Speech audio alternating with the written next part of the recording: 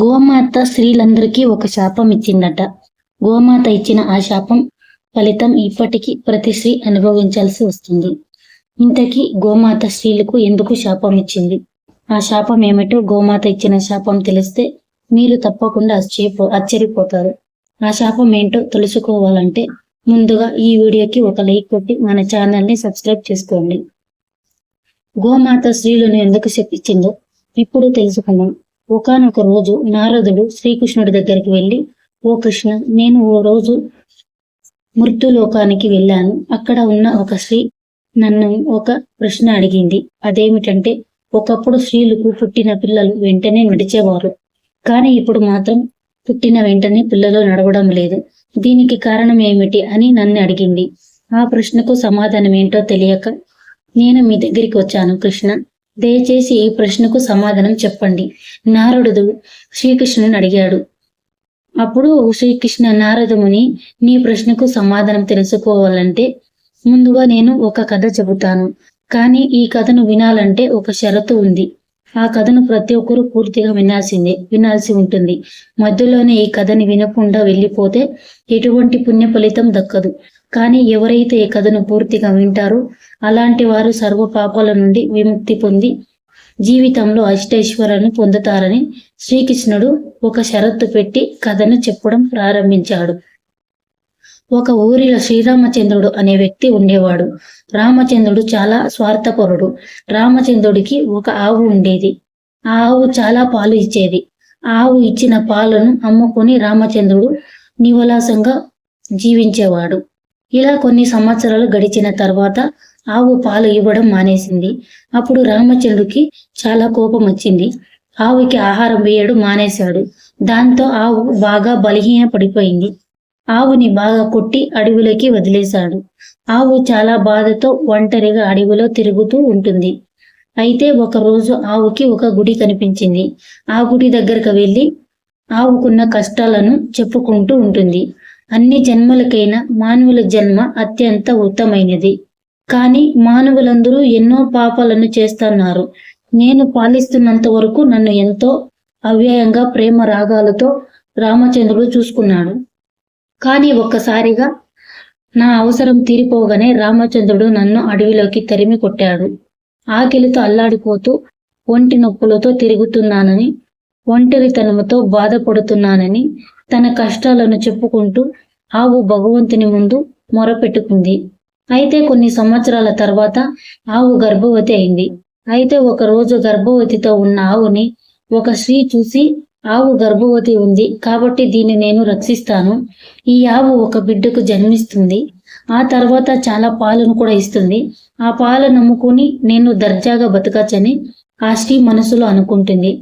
ఆవుని పట్టుకోవడానికి ఆ స్త్రీ తన భర్తను పిలవడానికి వెళ్ళింది. భర్తకు తన మనసులోని మాట చెప్పి తన భర్తతో పాటు ఆ మహిళ అడవికి వచ్చింది.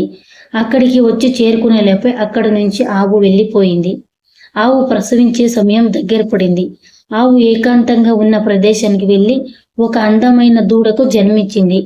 ఆ దూడ పుట్టిన కొంత సమయానికి ఇంతకు ముందు ఆవును చూసిన ఆ మహిళ మరొకసారి అడవికి వచ్చింది. ఆ మహిళ అక్కడున్న ఆవును చూసి ఆవుని చూడగానే ఆశ్చర్యపోయింది. గతంలో నేను చూసిన ఆవు ఇదే కదా, దీనికి దూడ కూడా జన్మించిందా?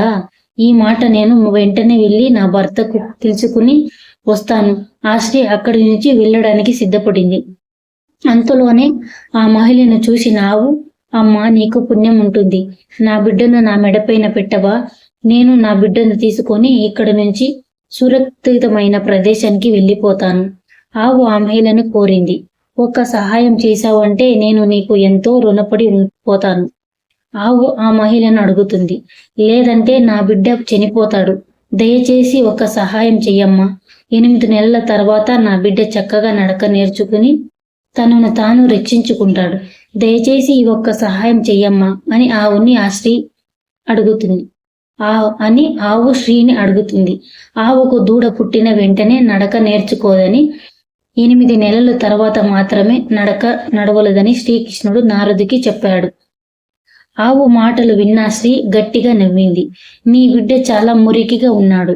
నీ బిడ్డను నీ చేతులపైన ఎత్తి నీ మీద కూర్చోపెట్టాలా? నేను ఒత్తి పుణ్యానికే ఎందుకు సహాయం చేయాలి? నీలాంటి మురికి వాళ్ళని నేను ముట్టుకోవడానికి కూడా ఇష్టపడను అని ఆ స్త్రీ వెటకారంగా మాట్లాడుతూ ఏలన చేసింది.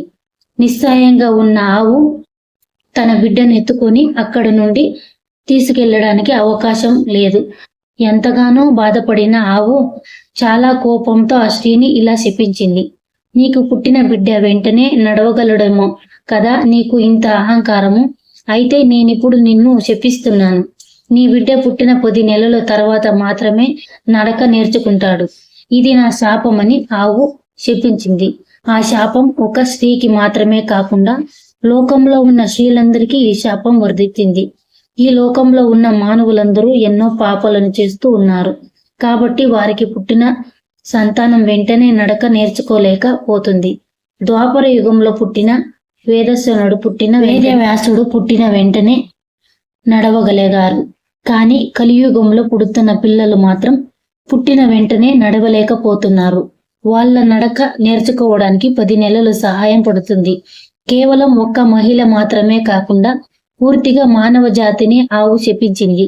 గోమాత శాపం ఫలితంగానే మనుషులకు బిడ్డ పుట్టిన 10 నెలల వరకు తన కాళ్ళ మీద నడవలేక వేరొక్కరి మీద ఆధారపడవలసి వస్తుంది. కాబట్టి ఏ జీవి మనసు గాయపరచకూడదని మన సనాతన ధర్మం చెబుతుంది. గోస్వామి తులసీదాస్ కూడా తన రామాయణంలో ఈ విషయాన్ని రాచాడు. ఏ ఒక్క ప్రాణిని కూడా హింసించకూడదు, వాటి మనస్సు గాయపరచకూడదు. అలా చేసినట్లయితే ప్రతి ఒక్కరూ కర్మ ఫలితాన్ని అనుభవించక తప్పదు. మనం చూసుకున్నట్లయితే అన్ని జంతువులు, పక్షువులు పిల్లలు పుట్టిన వెంటనే నడుస్తాయి. కానీ మానవులు పిల్లలు మాత్రం నడవలేరు. ఒక్క చోటు నుంచి మరొక చోటు వెళ్ళడం కూడా పిల్లలకు కుదరదు. మరొకసారి సహాయం ఉంటే తప్ప చిన్న పిల్లలు మరొక సహాయం ఉంటే తప్ప పిల్లలు కదలేరు, తమను తాము రక్షించుకోలేరు. ఇలా ఒక స్త్రీ చేసిన పొరపాటు వల్ల, మానవ జాతి చేసిన పొరపాటు వల్ల యావత్తు మానవ జాతి ఇప్పటికీ ఆ శాపాన్ని అనుభవిస్తుంది.